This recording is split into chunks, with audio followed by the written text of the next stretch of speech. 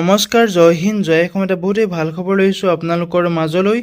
পুনৰ ভাৰতীয় ডাক বিভাগৰ ফালৰ পৰা নতুনকৈ পোষ্ট মুকলি কৰি দিয়া হৈছে 2025 বৰ্ষৰ কাৰণে 32,500টা পোষ্ট মুকলি কৰি দিয়া হৈছে। এই পোষ্টসমূহত যদি আপুনি আবেদন কৰিম বুলি ভাবিছে, ভিডিঅ'টো শেষলৈকে চাই থাকিব। আবেদন প্ৰচেছ সকলো তথ্য মই এই ভিডিঅ'টোত আলোচনা কৰিম। ভিডিঅ'টো শেষলৈকে চাই থাকিব, অলপো স্কিপ নকৰাকৈ। যদি মোৰ চেনেলটোলৈ প্ৰথমবাৰ কাৰণে আহিছে, তেনেহ'লে চেনেলটো ছাবস্ক্ৰাইব কৰি ল'বলৈ নাপাহৰিব। লগতে ভিডিঅ'ৰ ডেছক্ৰিপশ্যনত মই হোৱাটছআপ চেনেলৰ লিংক দিছোঁ, তাতো গৈ আপোনালোকে হোৱাটছআপ চেনেলটো ফ'ল' কৰি ল'ব, যাতে প্ৰতিদিনে জবৰ আপডেটসমূহ পাই থাকিব পাৰে।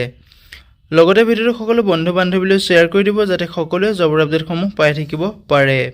এই পোষ্টসমূহত আপোনালোকে কেনেদৰে আবেদন কৰিব, আবেদন কৰিবলৈ আপোনালোকৰ বয়সৰ সময়সীমা কিমান লাগিব, কিমান এপ্লিকেশ্যন ফিজ কাটিব লাগিব আৰু কেতিয়াৰ পৰা আবেদন প্ৰক্ৰিয়াটো ষ্টাৰ্ট হৈছে, সকলো তথ্য ভিডিঅ'টোত কৈ যাম। ভিডিঅ'টো শেষলৈকে চাই যাব, অলপো স্কিপ নকৰাকৈ।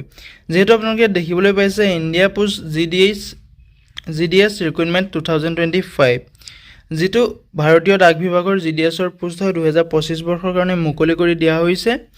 32,500টা পোষ্ট মুকলি কৰি দিয়া হৈছে। এই পোষ্টসমূহত আপোনালোকে অনলাইন মাধ্যমেৰে এপ্লাই কৰিব পাৰিব। লগতে 10 পাছ কৰিও আপুনি এই পোষ্টসমূহত আবেদন কৰিব পাৰিব। যদি আপুনি পোষ্টসমূহত আবেদন কৰিম বুলি ভাবিছে, ভিডিঅ' ডেছক্ৰিপশ্যনতে মই আবেদন কৰাৰ লিংক দিম, তাতে গৈ আপুনি আবেদনসমূহ কৰি ল'ব পাৰিব। ইয়াতে ইণ্ডিয়া পোষ্ট GDS ৰিক্ৰুইটমেণ্ট 2025, ইয়াতে ভেকেঞ্চিটো আহিছে আপোনাৰ GDS ভৰ্তি 2020 ফালৰ পৰা। অৰ্গেনাইজেশ্যনটোৰ নেম হৈছে আপোনাৰ ইণ্ডিয়া পোষ্ট, ভাৰতীয় ডাক বিভাগ।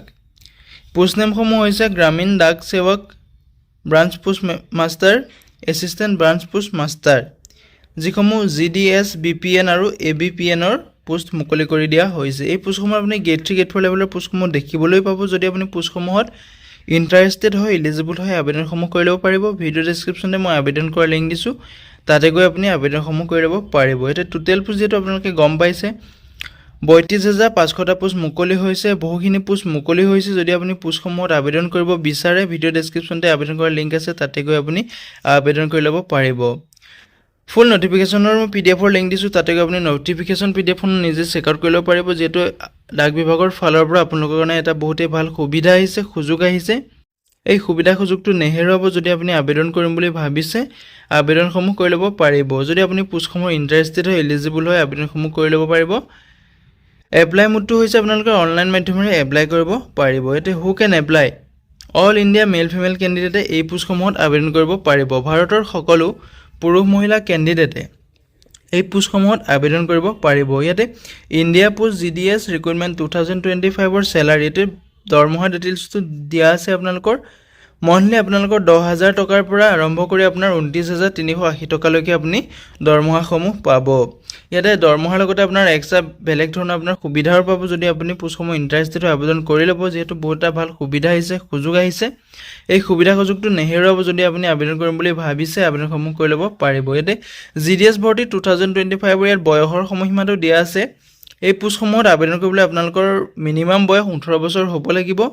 লগতে আপোনাৰ মেক্সিমাম বয়স 40 বছৰলৈকে এই পোষ্টসমূহত আবেদন কৰিব পাৰিব। যদি আপুনি এজ ইলেকশ্যনটো ল'ব বিচাৰে, ল'ব পাৰিব। ইয়াতে গভৰ্ণমেণ্টৰ ৰুলৰ মতে আপোনাৰ এজ ইলেকশ্যনো দিয়া আছে। যিহেতু SC STৰ কাৰণে আপোনাৰ এজ ইলেকশ্যন 5 বছৰকৈ দিয়া থাকিব আৰু OBCৰ কাৰণে 3 বছৰকৈ দিয়া থাকিব আৰু EWSৰ কাৰণে 10 বছৰকৈ এজ ইলেকশ্যন দিয়া থাকিব। ইয়াতে এপ্লিকেশ্যন ফিজটো দিয়া আছে। যিসকল জেনেৰেল আৰু OBCৰ কেণ্ডিডেট হয়, তেওঁলোকে 100 টকাকৈ এপ্লিকেশ্যন ফিজ কাটিব লাগিব আৰু যিসকল SC ST PWD women candidate হয়, তেওঁলোকে ইয়াত কোনো ধৰণৰ এপ্লিকেশ্যন ফিজ কাটিব নালাগে। ইয়াতে পে'মেণ্ট মোডটো আপোনালোকে অনলাইন মাধ্যমেৰে পে'মেণ্ট কৰিব পাৰিব।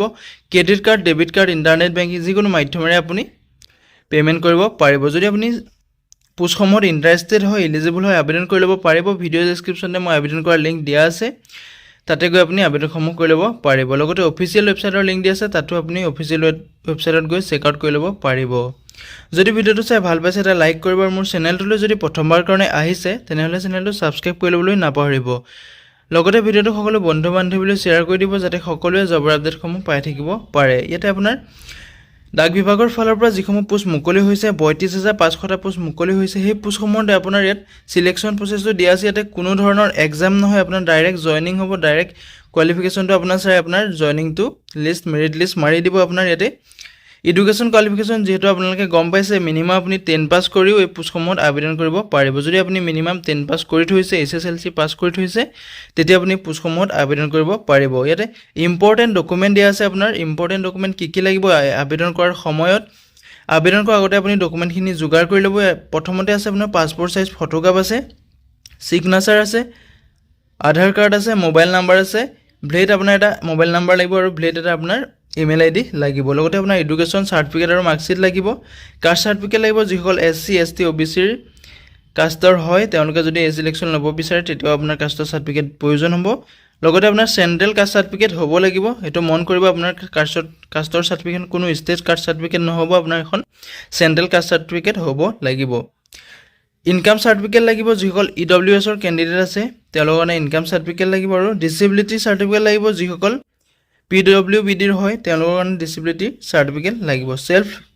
ক্লেৰিফিকেশন বাই দা ট্ৰান্সজেন্ডাৰ ক্যান্ডিডেট যিসকল ট্ৰান্সজেন্ডাৰ ক্যান্ডিডেট আছে তেওঁলোকৰ কাৰণে সেলফ সাৰ্টিফিকেশন লাগিব আপোনাৰ ট্ৰান্সজেন্ডাৰ ক্যান্ডিডেটৰ ফালৰ এটা এজ প্ৰুফ লাগিব এজ প্ৰুফটো আপুনি 10 পাছৰ আপুনি মাৰ্কশিটটো দিব পাৰে এডমিট কাৰ্ড দিব পাৰে মেট্ৰিকৰ SSLC ৰ এক্সামৰ আপোনাৰ এডমিট কাৰ্ডটো দিব পাৰে লগতে আপুনি বাৰ্থ সাৰ্টিফিকেটটো দিব পাৰে লগতে আপোনাৰ ইয়াত লাষ্টতে আছে NOC লাগিব NOC আপোনাৰ যিসকলে বৰ্তমান চাকৰি কৰি আছে আসাম গভৰ্ণমেণ্টই হওক চেন্ট্ৰেল গভৰ্ণমেণ্টই হওক আপুনি যদি চাকৰি কৰি আছে তেওঁলোকৰ কাৰণে NOC দিব লাগিব তেতিয়া আপুনি পোষ্টসমূহত আবেদন কৰিবলৈ পাৰিব যদি ভিডিওটো চাই ভাল পালে এটা লাইক কৰিব আৰু সকলো বন্ধু বান্ধৱীলৈ ভিডিওটো শ্বেয়াৰ কৰি দিব যাতে সকলোৱে প্ৰতিদিনে জবৰ আপডেটসমূহ পাই থাকিব পাৰে তাৰ কাৰণে আপুনি ভিডিও ডেসক্ৰিপচনত মই WhatsApp চেনেলৰ লিংক দিছো তাতো গৈ আপুনি WhatsApp চেনেলটো ফলো কৰি ল'ব এটা ইম্পৰ্টেন্ট ডেটটো হৈছে যেটো ষ্টাৰ্টিং ডেটটো আপোনাৰ জুলাই মাহতে ষ্টাৰ্ট প্ৰক্ৰিয়াটো আৰম্ভ হৈ যাব আৰু লাষ্ট ডেটটো আপোনাৰ আগষ্টলৈকে আপোনাৰ লাষ্ট ডেটটো থাকিব যদি আপুনি আবেদন কৰিব বিচাৰে জুলাইৰ পৰা আগষ্টলৈকে বহুখিনি দিন থাকিব আপুনি